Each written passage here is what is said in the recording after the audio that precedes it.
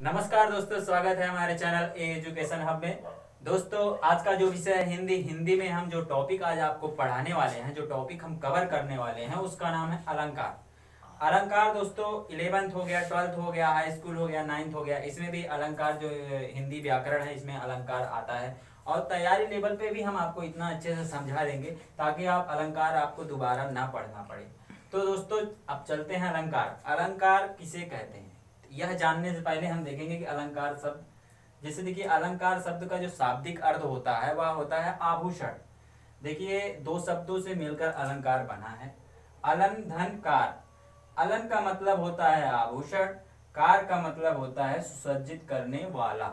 ठीक है, तो अगर इसकी परिभाषा बताई जाए तो काव्य की शोभा बढ़ाने वाले तत्वों को हम अलंकार कहते हैं। ठीक, जिस प्रकार से कोई इंसान जो है अपने आप को सुसज्जित करने के लिए आभूषणों की आवश्यकता होती है किसी इंसान को, या क्रीम पाउडर तरह तरह के तत्वों की आवश्यकता होती है किसी इंसान को सजने के लिए, ठीक उसी प्रकार से जब जो काव्य होता है हिंदी में हमारा काव्य होता है उसको सुंदर बनाने के लिए, उसमें जो शब्द होते हैं उनको सुंदर बनाने के लिए अलंकार का प्रयोग किया जाता है। आप ध्यान दीजिएगा, कोई जो गद्य होता है ना उसमें रस होते हैं, न छंद होते हैं, ना अलंकार होते हैं, लेकिन जो पद्य होते हैं, जो पंक्तियां होती हैं, जो काव्य होते हैं उसमें रस छंद अलंकार होते हैं। तो अलंकार की परिभाषा आपको मालूम कि काव्य की शोभा बढ़ाने वाले तत्वों को या अवयवों को हम जो है अलंकार कहते हैं। ठीक, अब हम देखेंगे अलंकार कितने प्रकार के होते हैं। देखिए दोस्तों, वैसे तो अलंकार 3 प्रकार के होते हैं, लेकिन जब कभी भी क्वेश्चन में उठे या आप कभी किसी परीक्षा में बैठे हों, उसमें अगर यह क्वेश्चन उठे कि अलंकार कितने प्रकार के होते हैं, तो आपको बताना पड़ेगा 2 प्रकार के होते हैं, शब्दालंकार, अर्थालंकार। ठीक, एक होता है उभय अलंकार, लेकिन उभय अलंकार की गणना नहीं की जाती, लेकिन जब आप स्टैंडर्ड लेवल के एग्जामों में बैठेंगे तो उसमें उभय अलंकार से रिलेटेड भी कुछ क्वेश्चंस पूछे जाते हैं। लेकिन आज जो यहाँ पर मुख्य पॉइंट है शब्दालंकार और अर्थालंकार, इनके जो मुख्य अलंकार हैं इन सब के बारे में हम आज पढ़ने वाले हैं। तो हम यहाँ जानेंगे कि शब्दालंकार किसे कहते हैं। देखिए, जब हम किसी काव्य को पढ़ते हैं, जो शब्द होते हैं शब्द को पढ़ने से जब उसमें जो है हमको जो है रोचकता पैदा होती है, काव्य को पढ़ने में जब शब्दों के द्वारा रोचकता पैदा होती है या जो है अच्छा लगता है काव्य, तो वहां पर हम शब्दालंकार कहते हैं। ठीक, अर्थालंकार में क्या होता है, जब हम किसी काव्य को पढ़ते हैं तो उसमें जो है जो शब्द होते हैं उसके अर्थों से हमको रोचकता पैदा हो जाए तो वहां पर अर्थालंकार होता है।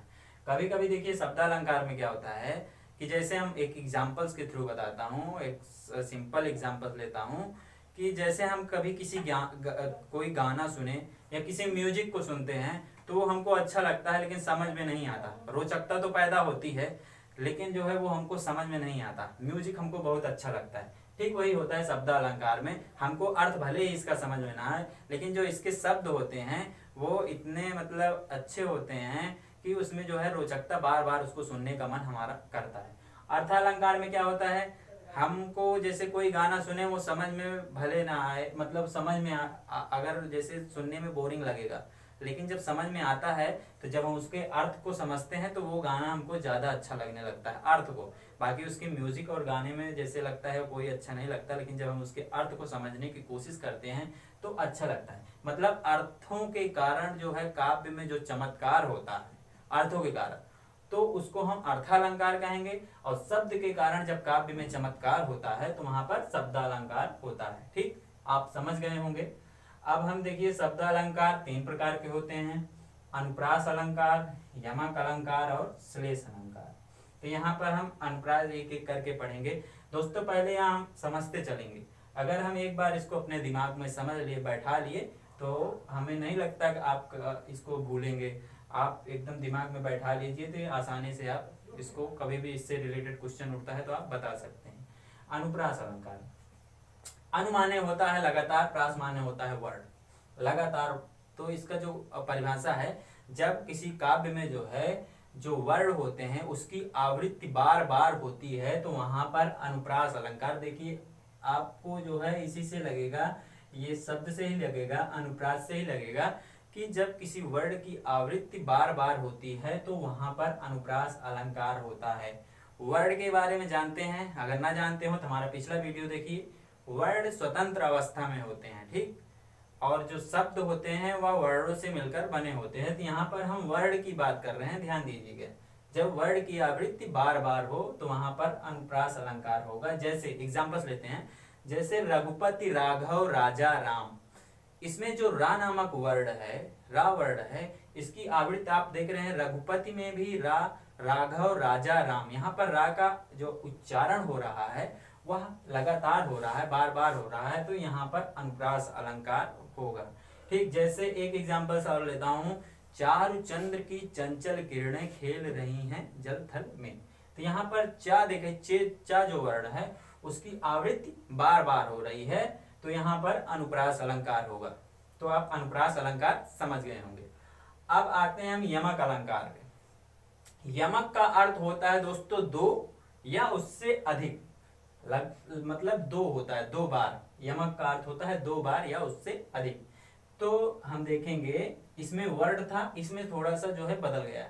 जब किसी शब्द का उच्चारण, किसी काव्य को पढ़ने में जब किसी शब्द का उच्चारण बार बार हो, मतलब बार बार नहीं हो, दो बार हो या उससे अधिक बार हो, और उसके अर्थ अलग अलग प्रकार से हो, तो वहां पर हम देखेंगे यमक अलंकार होगा। जैसे एग्जाम्पल से इसका लेता हूं, कनक कनक ते सौ गुनी माँ दकता अधिकार, जो खाए बौराए नर, जो पाए बौराए। ठीक, तो यहाँ पर कनक शब्द देख रहे हैं, दो बार इसका आ रहा है। जो काव्य है इसमें दो बार उच्चारण हो रहा है, कनक कनक। एक कनक का अर्थ होता है सोना और एक कनक का अर्थ होता है धतूरा। देखिए सोना भी जो है अगर ज्यादा हो जाता है तो इंसान देखिए थोड़ा उसको घमंड हो जाता है, या वो मतलब वो मद में चूर हो जाता है। ठीक उसी प्रकार देखिए दोनों प्रकार से, देखिए सोने का करामात देखिए इसमें क्या हो रहा है, धतूरे का करामात क्या हो रहा है, धतूरा खाने से वैसे ही आदमी पागल हो जाता है। दोनों प्रकार से पागल होता है, लेकिन आप देखिए एक आभूषण के माध्यम से हो रहा है और एक जो है धतूरा खाने के माध्यम से हो रहा है। ठीक, तो इसमें कनक कनक में जो है आप यमक अलंकार। जैसे एक और एग्जाम्पल देता हूँ, काली घटा की घमंड घटा। तो ये देखिए इसमें जो घटा शब्द है इसमें दो बार उच्चारण हो रहा है घटा शब्द का, इसलिए यहाँ पर यमक अलंकार होगा। ठीक, अब हम आते हैं श्लेष अलंकार में। श्लेष अलंकार इन दोनों से थोड़ा अलग है। जब एक ही शब्द की आवृत्ति, एक मतलब किसी काव्य में एक ही शब्द एक बार आए लेकिन उसके अर्थ अलग अलग हो। कोई शब्द जो है किसी काव्य में आता है, एक ही बार आए लेकिन उसके अर्थ जो है अलग अलग होते हैं, तो वहां पर श्लेष अलंकार होता है। जैसे एग्जाम्पल देखिए, रहीमन पानी राखिए बिन पानी सब सून। ठीक, रहीमन पानी राखिए बिन पानी सब सून, पानी गए न उबरे मोती मानुष चून। तो यहाँ पर पानी शब्द का देखिए अर्थ जो है एक ही वर्ड है पानी, बार बार आया है, लेकिन जो इसके अर्थ हैं अलग अलग चमत्कार पैदा कर रहे हैं। एक पानी का अर्थ होता है जो है यहाँ पर आत्मा, एक पानी का अर्थ होता है मोती, और दूसरा पानी मतलब जल, आप जानते हैं। तो यहाँ पर देखिए जितनी बार पानी आया है उसके अर्थ अलग अलग हो रहे हैं। ठीक, तो यहाँ पर देखेंगे श्लेष अलंकार होता है। तो आप इसमें समझ गए होंगे, अनुप्रास में वर्ण की आवृत्ति बार बार आती है, जैसे रघुपति राघव राजा राम। यमक में होता है कि एक शब्द, जब किसी काव्य में एक शब्द जो है एक या एक से दो या दो से अधिक बार आता है तो यमक अलंकार होता है। और यहाँ पर जो है और उसके अर्थ अलग अलग हों, और यहाँ पर कोई शब्द आए किसी काव्य में, ठीक, लेकिन उसके अर्थ जो है अलग अलग से चमत्कार पैदा करें। ठीक, जैसे एक ही शब्द देखिए पानी है, पानी एक ही बार आ रहा है इसमें, लेकिन इसके अर्थ अलग अलग हो रहे हैं। ठीक, कम से कम पानी का 3 से 4 बार उच्चारण हो रहा है, इसमें मैं बताया 2 बार। यहाँ पर इतना देखिएगा, 2 या 2 से बहुत होगा तो एक और अधिक। ठीक, तो और इसमें जो है देखिए पानी का जो है अलग अलग तरीके से अर्थ निकल रहा है, यहाँ पर श्लेष अलंकार होगा। तो हमें लगता है आप ये समझ गए होंगे। अब अर्थालंकार, जब किसी काव्य में अर्थों के द्वारा चमत्कार पैदा होता है तो वहां पर अर्थालंकार होता है। देखिए इसमें उपमा अलंकार पढ़ेंगे, रूपक अलंकार पढ़ेंगे और उत्प्रेक्षा अलंकार पढ़ेंगे। तो पहले हम उपमा के बारे में चर्चा करते हैं। देखिए उपमा माने होता है तुलना करना। जब किसी वस्तु या व्यक्ति की तुलना किसी दूसरे वस्तु या व्यक्ति से किया जाता है तो वहां पर उपमा अलंकार होता है। ध्यान देना, इसका अर्थ होता है तुलना करना, और इसके 4 अंग बतलाए गए हैं उपमा अलंकार के। ध्यान देना, एक होता है उपमेय, एक होता है उपमान, उपमेय हो गया, उपमान हो गया, और एक हो गया साधारण धर्म,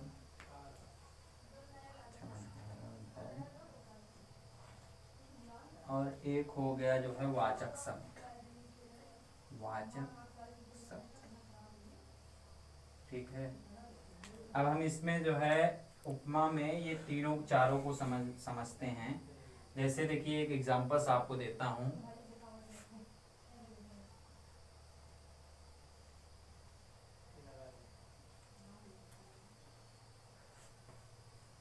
एक एग्जांपल देता हूं, हरिपद, हरिपद कोमल,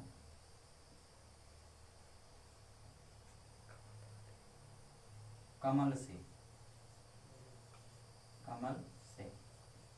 यहाँ पर देखिए जो हरि मतलब जो भगवान श्री कृष्ण है, इनका जो चरण है उसकी तुलना जो है कमल से की गई है। भगवान श्री कृष्ण के पैरों की तुलना जो है कमल के फूल से किया गया है। तो यहाँ पर देखेंगे कौन सा उपमेय है, कौन सा, देखिए हरिपद, जो हरिपद इसमें हो गया उपमेय, क्योंकि इनकी ही तुलना की जा रही है। किससे की जा रही है? कमल से की जा रही है, तो यहाँ पर उपमान होगा। और क्या इसमें साधारण धर्म क्या है? कोमल, मतलब जो शब्द है कोमल साधारण धर्म में आएगा, तो कोमल जो है साधारण धर्म में आएगा। कोमल ये एक ऐसा शब्द है जिस जो है जो बीच का है, मतलब इससे इसकी तुलना करने में क्या चीज सम्मिलित हो रहा है? कोमलता। ठीक, तो यहाँ पर साधारण धर्म कोमल हो गया। और जो वाचक शब्द होता है से, ठीक है, तो यहाँ पर हमें लगता है आप ये सब समझ गए होंगे। तो यहाँ पर ये जो उपमा अलंकार है इसका एग्जाम्पल्स भी है, ये हरिपद कोमल कमल से। यहाँ पर देखिए चारों पद है, उपमेय भी है, उपमान भी है, साधारण धर्म है और वाचक शब्द भी है। तो यहाँ पर उपमा अलंकार होगा। ठीक है, और ये आपने उपमा अलंकार देखा। अब हम देखेंगे रूपक अलंकार। इसमें क्या था? तुलना करना था। इसमें देखिए क्या है, रूपक अलंकार में क्या होता है कि इसमें आरोप लगाया जाता है। आरोप जब प्रकट हो, जब उपमेय में उपमान को जो है आरोप लगाया जाए, तो वहां पर आप देखेंगे कि रूपक अलंकार होगा। इसको हम एग्जाम्पल के थ्रू जानेंगे। जैसे हो गया, आप एग्जाम्पल्स लेंगे कि पायो जी मैनो प्रेम रतन धन पायो। ठीक है, अब देखिए इसमें क्या होता है, पायो जी मैंने प्रेम रतन धन पायो, रतन धन पायो। देखिए प्रेम को जो है आप देखो किससे आरोप लगाया जा रहा है कि प्रेम को धन के रूप में दर्शाया जा रहा है। तो मतलब इसमें देखा जा रहा है प्रेम को धन के रूप में दर्शाया जा रहा है। तो रूपक अलंकार इसे ही कहते हैं, जिसको हम उपमेय में जो है जब उपमान के रूप को हम दर्शाते हैं तो वहां पर रूपक अलंकार होता है।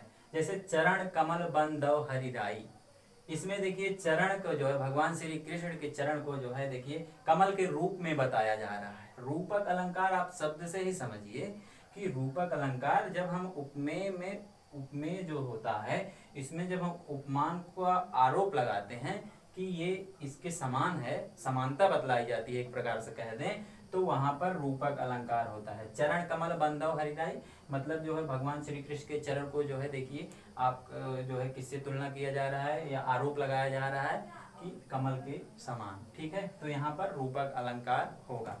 और इसमें देखिए उपमा में मैंने बताया तुलना किया जाता है। ठीक है, तो रूपक अलंकार में समानता बतलाई जाती है। अब उत्प्रेक्षा अलंकार देखेंगे, संभावना व्यक्त किया जाता है।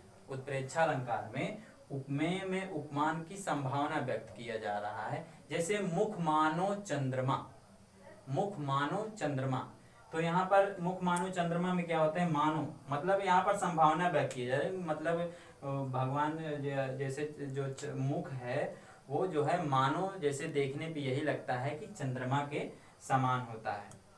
तो यहाँ पर उत्प्रेक्षा अलंकार होगा।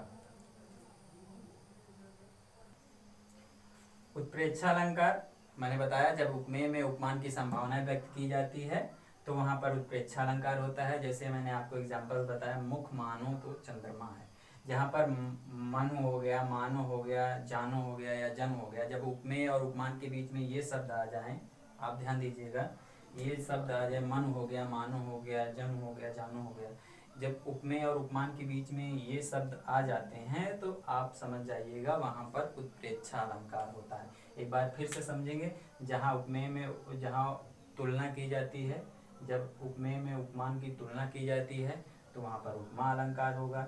जब हम उपमेय में उपमान के रूप मतलब उपमेय में उपमान को जो है दर्शाते हैं या रूप को व्यक्त करते हैं या उस पर आरोप लगाते हैं कि ये इसी ऐसा ही है, तो वहाँ पर रूपक अलंकार होगा। जैसे एक एग्जांपल और लेता हूँ, अंबर पनघट में डुबो रही तारा घाट उषा नगरी।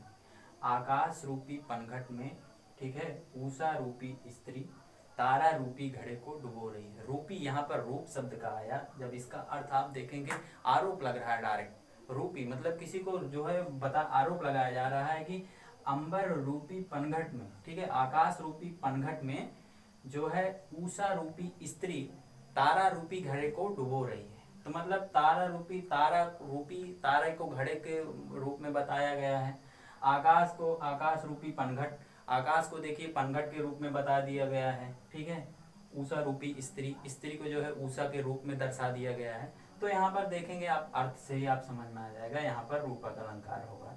और उत्प्रेक्षा अलंकार में जब उपमेय और उपमेय में उपमान की संभावना व्यक्त की जाती है तो वहां पर उत्प्रेक्षा अलंकार होगा। या हम इस प्रकार से भी कह सकते हैं, जब उपमेय और उपमान के बीच में मनु मानो जनु और जानो इन सब शब्दों का जब प्रयोग किया जाता है तो वहां पर उत्प्रेक्षा अलंकार होगा। तो दोस्तों आप ये सब समझ गए होंगे, और इससे जो भी रिलेटेड एग्जाम्पल्स हैं हम इसको आपको प्रश्न के माध्यम से सॉल्व बताएंगे। और इसको अगर आप अच्छे से समझ गए हो तो हमारे प्लीज़ वीडियो को सब्सक्राइब पहले करिए, उसके बाद लाइक कमेंट करते रहिए, लेकिन सब्सक्राइब तो कर ही लीजिए। धन्यवाद।